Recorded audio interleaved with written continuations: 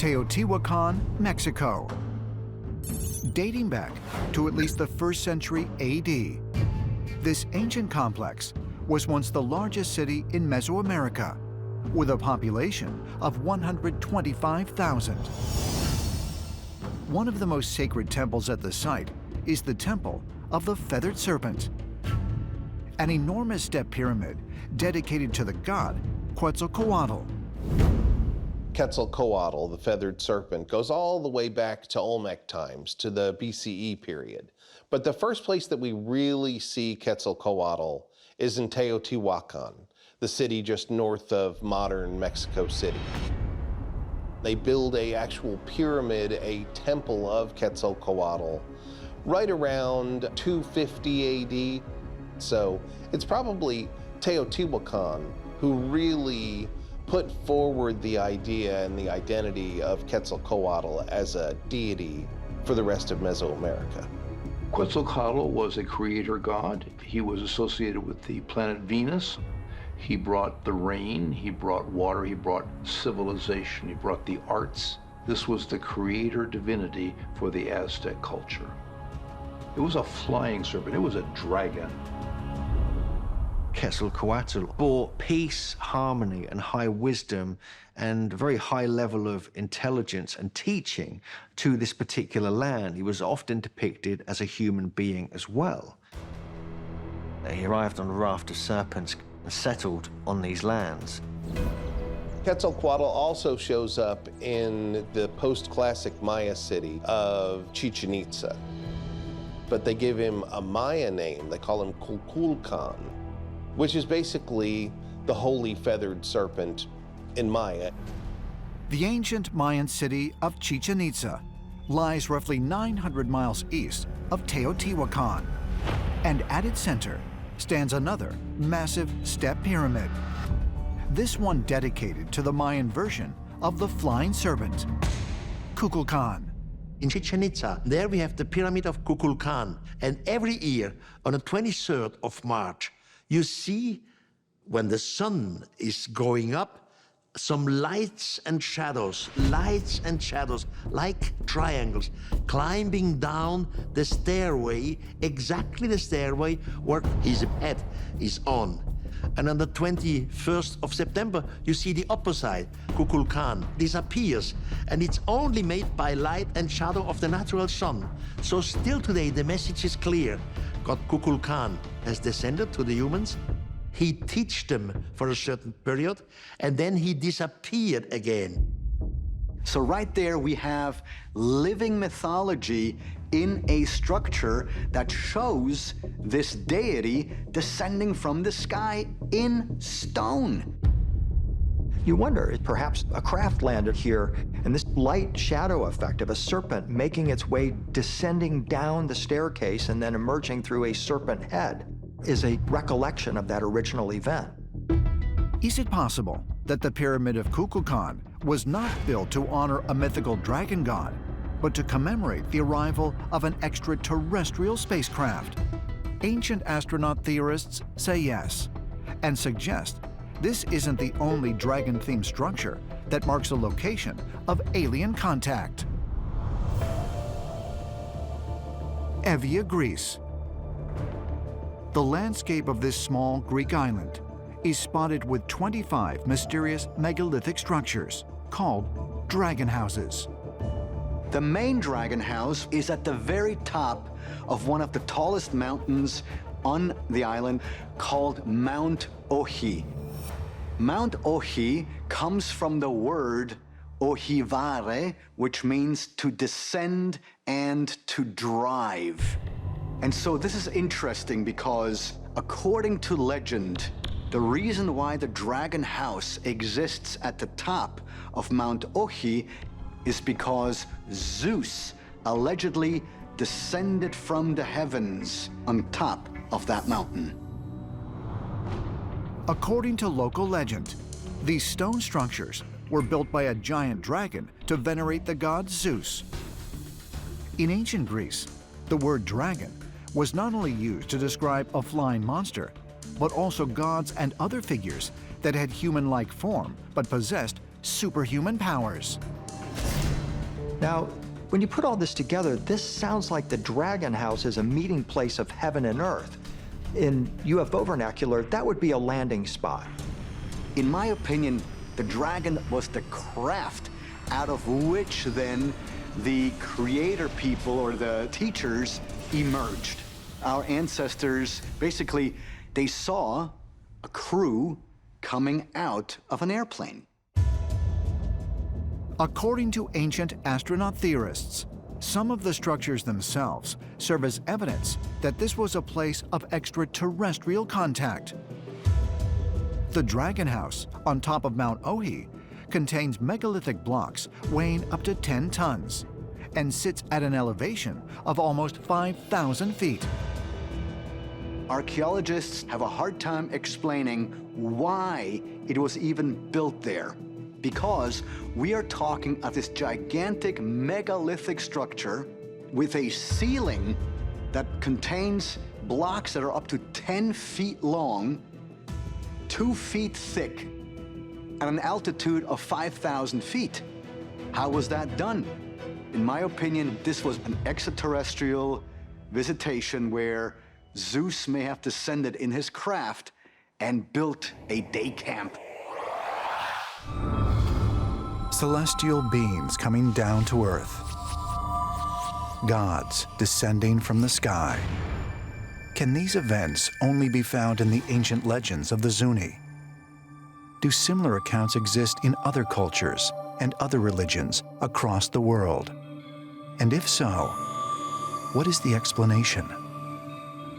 We have to remind ourselves that our ancestors were highly intelligent. However, their technological frame of reference was different than our technological frame of reference. So they didn't have the vocabulary with which to describe or with which to name certain things that they saw. So what did they do? They used words that they were familiar with in their time, and so they tried to describe whatever they witnessed to the best of their abilities with their vocabulary.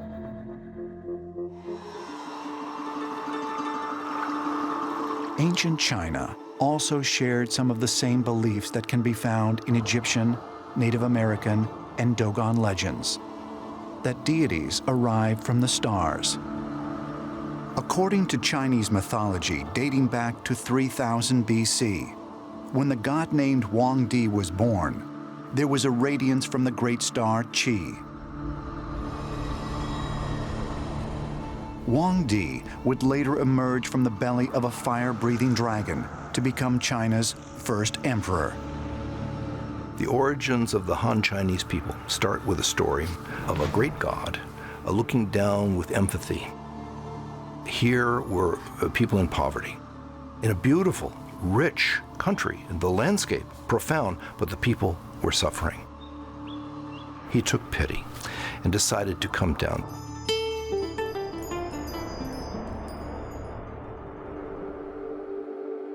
Wang Di arrived on planet Earth in a flying dragon. He had the power of flight.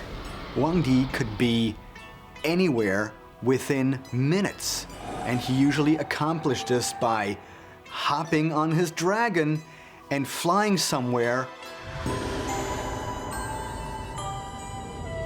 Now this divine energy becomes human and is a great leader, the Yellow Emperor, who rules and unites the people, and there is a period of great prosperity until his work is done. Wang Di brought order to the chaos, creating China's first empire.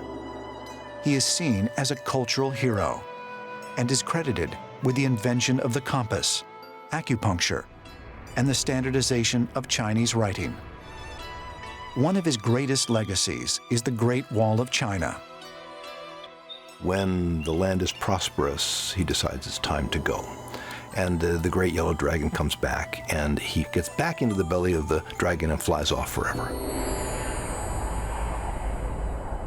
Now, were these dragons truly dragons in a biological nature? Or where they misinterpreted types of machines, because as we all know, dragons are always correlated with spewing fire and a lot of smoke. Whenever we see a modern rocket take off, there's all this smoke, and sometimes the smoke is yellow and sometimes it's red. So it's very bizarre how we have these correlations between the ancient times and modern times today. Mythology is the effort to grasp what we can't grasp, to understand what is beyond us. In the Eastern teachings, the dragons very often carry people, sometimes on their back, sometimes inside their bellies. So if we think of them as a poet's effort to explain a vehicle that was strange to them, well, those sound like flying saucers. So it might just be a problem of translation, because after all, it's just a word. It's trying to describe something that's very difficult to grasp. Just outside the city of Siem Reap lies Angkor Wat, the world's largest religious structure, with each side measuring nearly a mile long. Mainstream archaeologists believe the temple complex was likely constructed around the 12th century AD. But according to Cambodian legend, it is far older. Built in 600 BC by a half-human, half-divine architect who traveled between Earth and the realm of the gods. Angkor Wat was built by none other than Priya Pisnokar. His mother is not of this world. She wants to bring him to where she comes from. And so she takes her son to what's called Indra's heaven. According to mythologies, the center part of Angkor Wat is a one-to-one replica of whatever was seen out there. According to some experts, the layout of Angkor Wat reveals another intriguing connection to the cosmos. In 1996, author and researcher John Grigsby discovered that the temple complex appears to align with certain stars in the night sky. John Grigsby made a brilliant discovery. He noticed that the entire Angkor Wat complex is a mirror image of the Draco constellation. In Latin, the word Draco means dragon. If you were to take a constellation map of Draco and superimpose it onto a map of Angkor Wat, there are multiple structures at Angkor Wat that line up exactly to the main stars of the constellation of Draco. So you have to wonder what the connection is.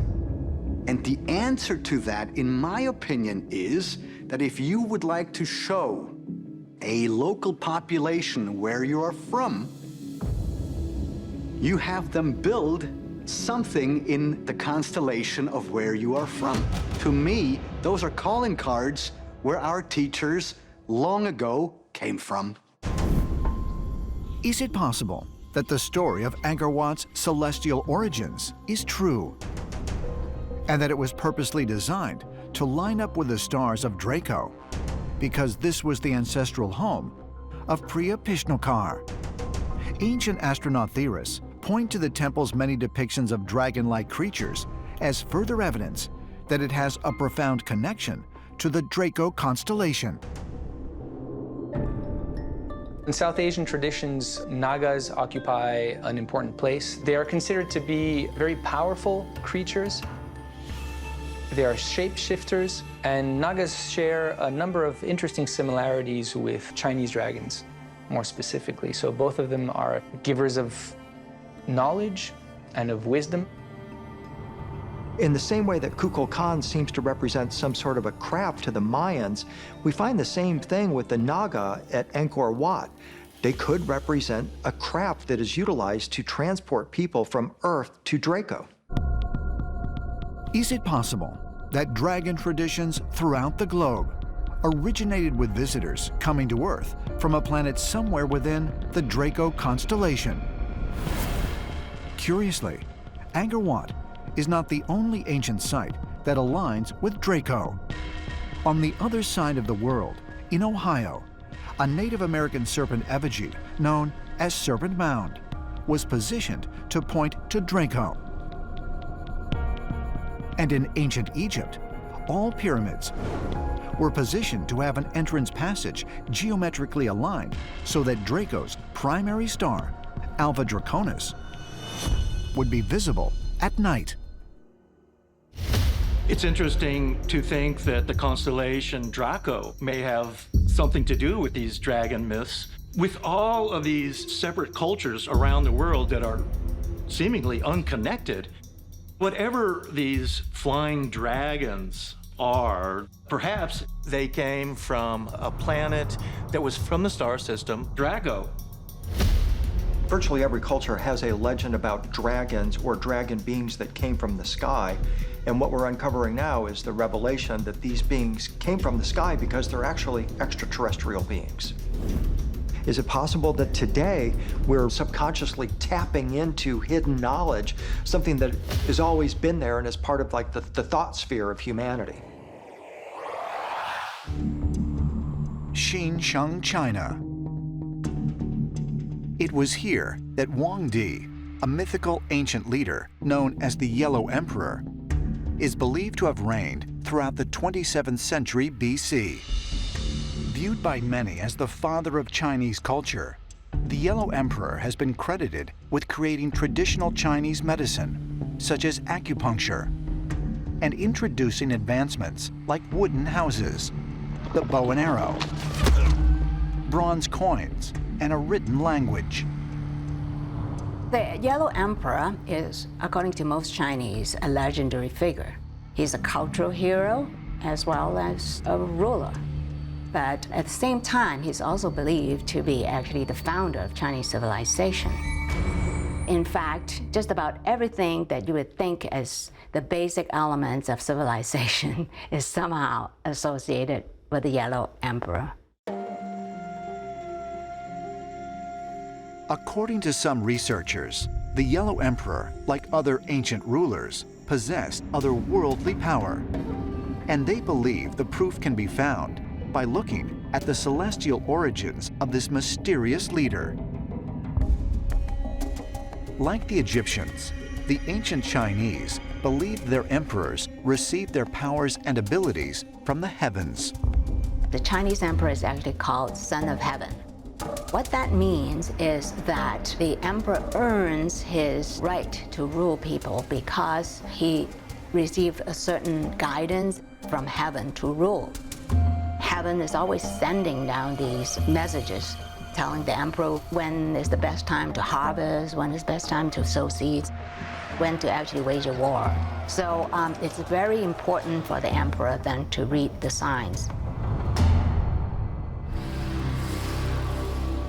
According to ancient Chinese legends, the Yellow Emperor was floating through space. He saw that the people of Earth were sad and poor, but he saw potential. So in order to help the people, he descended from the sky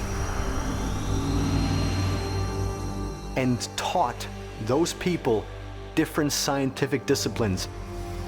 And the Yellow Emperor comes down to bring comfort, order, and leadership to his people. So there is a direct connection between the divine realms and the beginnings of our personality, our identity, our nation.